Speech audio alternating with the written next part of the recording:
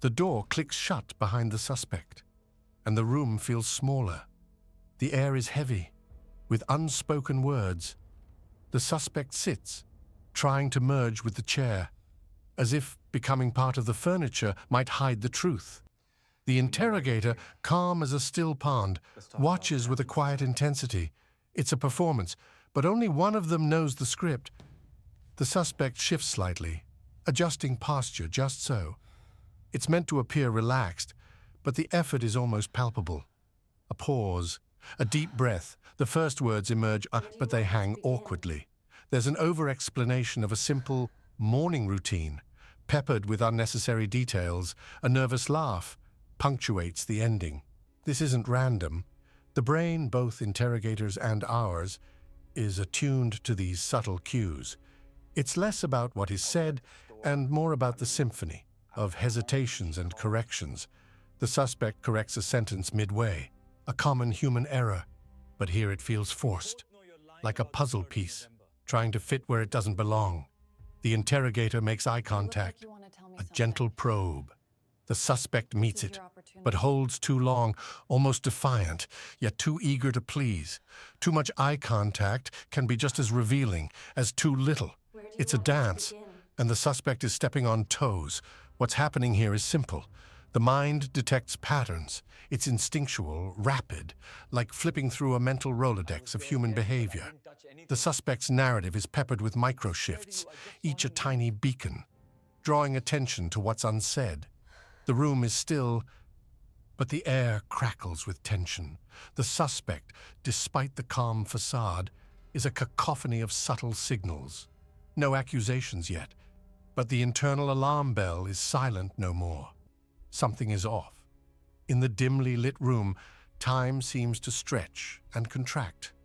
Orchestrated by the interrogator's deliberate cadence, each question posed is not simply a request for information, it's a carefully placed probe, setting off a cascade of subtle responses.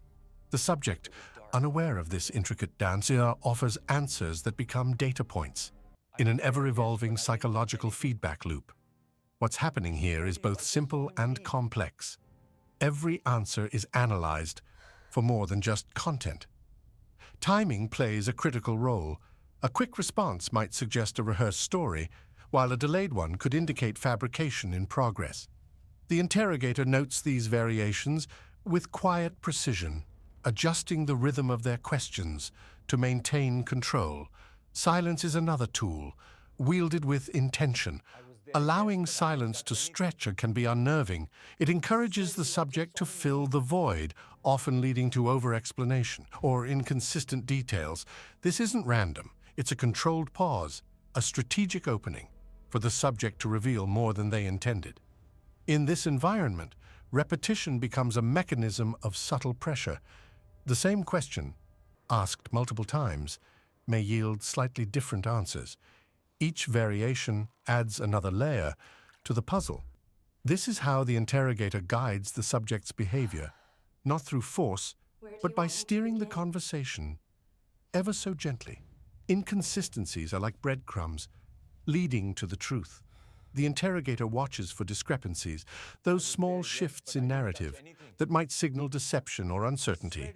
They don't confront these inconsistencies head-on. Instead, they let them accumulate, creating a tapestry of doubt in the subject's mind.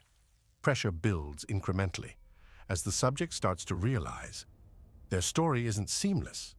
They become more self-aware. This internal tension is crucial. It's the point at which the subject might begin to correct themselves, inadvertently revealing more accurate details. The interrogator's role is to make this seem like a natural progression. What's fascinating is how the subject's answers evolve under this guided pressure. Initially confident statements may morph into hesitant admissions.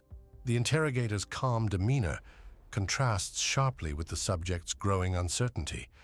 It's a methodical process, almost like watching a chess master reposition the pieces for an inevitable checkmate. The subject starts to feel the subtle pressure of these psychological tactics. Small inconsistencies begin to stack, each one quietly chipping away at their composure. There's an internal dialogue now, a questioning of their own narrative. And with this, we sense the shift.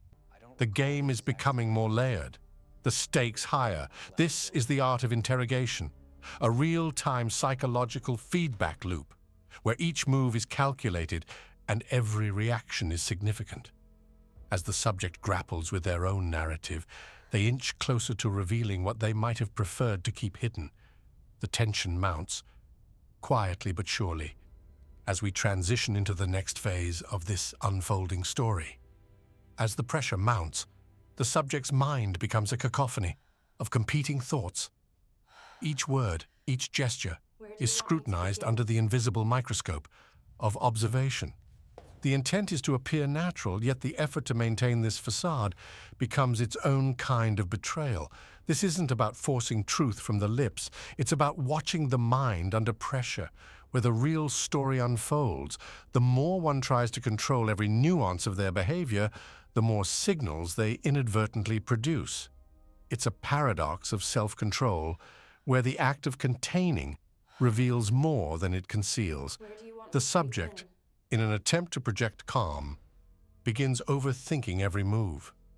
A pause becomes suspicious. A smile feels forced. They are caught in the delicate dance of appearing genuine, while their mind races to stay ahead of the invisible jury. Here, the effort to act normal becomes the very thing that draws attention, like a spotlight highlighting a flaw. What's happening here is a classic case of cognitive overload. The brain, tasked with managing perception, starts to falter under the weight of its self-imposed performance.